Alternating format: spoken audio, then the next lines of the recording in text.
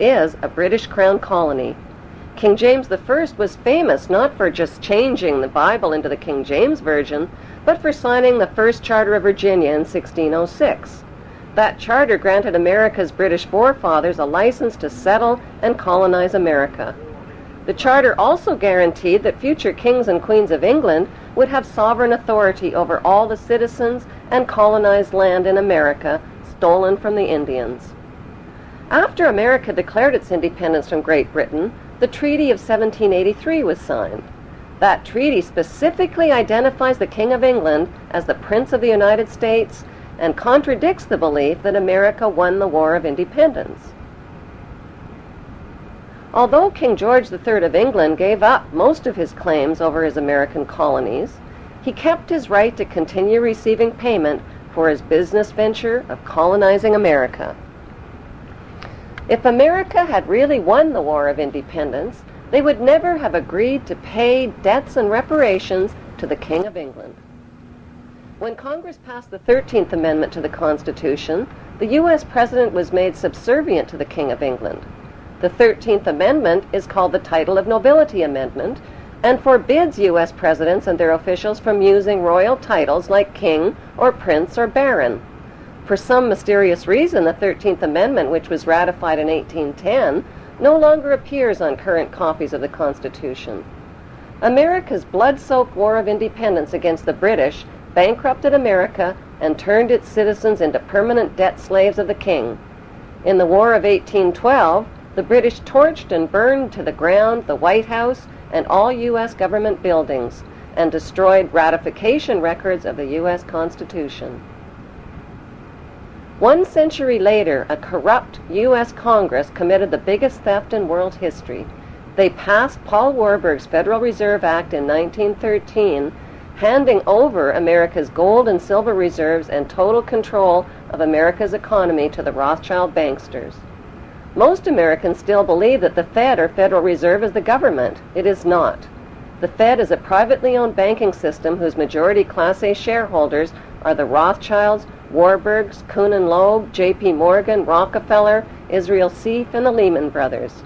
This private banking cartel is the Fed and is never audited and never pays taxes. They print and design America's money, which displays their symbols of an Egyptian pyramid, a Masonic all-seeing eye, and the words "In God We Trust." Who exactly is the God they trust? They also collect American taxpayers' money through the IRS. Then they loan it back again with interest to pay for roads, bridges, and other public works.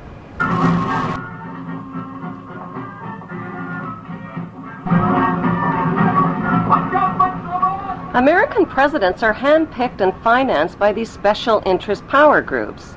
Like George W. Bush, John Forbes Kerry, whose initials are JFK, is a member of Yale University's Skull and Bones Brotherhood. The Forbes part of John Kerry's name identifies his descendancy from Captain Robert Bennett Forbes, who was a drug runner for the Rothschilds' opium drug trade with China in the 1800s. Most U.S. citizens believe that the United States is a country and that the President is the most powerful man on earth. The United States is not a country. It is a corporation, and the President is President of the Corporation of the United States. He and his elected officials work for the corporation, not for the American people. Since the United States is a corporation, who owns the corporation of the United States? Like Canada and Australia, whose leaders are prime ministers of the Queen, and whose land is called Crown Land, the United States is just another Crown colony. Crown colonies are controlled by the empire of 3 city-states. Whether you decide to take the time to listen to so-called conspiracy theories or not, there are some things that should be clearly understood by all, and these are not conspiracy theories by any stretch of the imagination. They are well documented, quite traceable, and very provable facts, and these facts are as follows. There is one ruling bloodline that exists on this earth. This ruling bloodline is very old. It is the same bloodline that has always ruled the earth ever since the days of ancient Egypt, and it is very pervasive. For example, many people think that anyone can get to be President of the United States, but the reality is that a large number of presidents are in fact related. and their lineage can be traced back to European monarchy, and in particular to the line of William of Orange. This elite bloodline can actually be traced back a good deal further than that, and even back as far as the royalty of ancient Egypt, and it is this very same bloodline that has ruled the earth ever since, and to which the British monarchy and many other world leaders can ultimately be traced. The families of this line are steeped in ancient traditions and symbolism, and they do not attempt to hide these connections. Just a look at the royal coat of arms, the royal regalia and the coronation throne clearly demonstrates these connections. In fact, the signs and symbols are always right there in plain view for discerning eyes to clearly see. One only needs to take the time to look. Any real investigation shows us that the entire financial system by which the world is run today is actually operated by the Crown.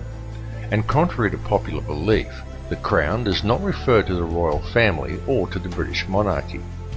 The Crown actually refers to the inner city of London, which is in fact a privately owned corporation that functions as a completely separate sovereign state outside the jurisdiction of England. Most people are completely unaware that when they swear allegiance to the Crown, they are actually swearing allegiance to this private corporate empire.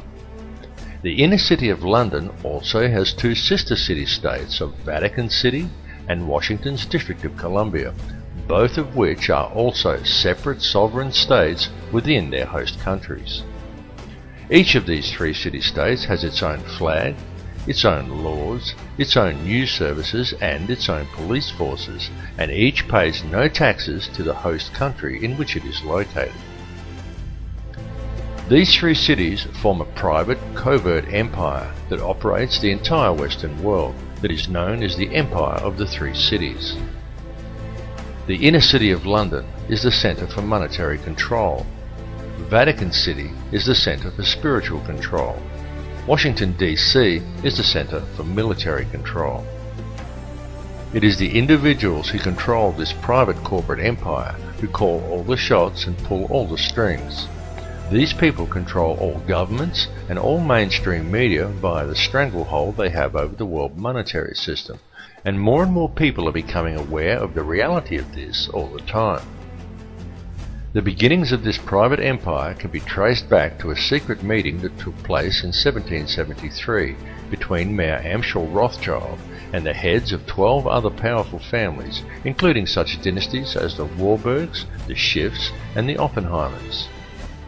Following this meeting, Rothschild employed the services of a man by the name of Adam Weishaupt in the creation of a society known today as the Bavarian Illuminati, which was itself officially founded 3 years later in 1776. Many people think the Illuminati is a myth, but in actual fact this society is still in operation to this day and has since become the most powerful organization in the world. The surviving members of this order are the individuals who also indirectly own and operate the World Bank.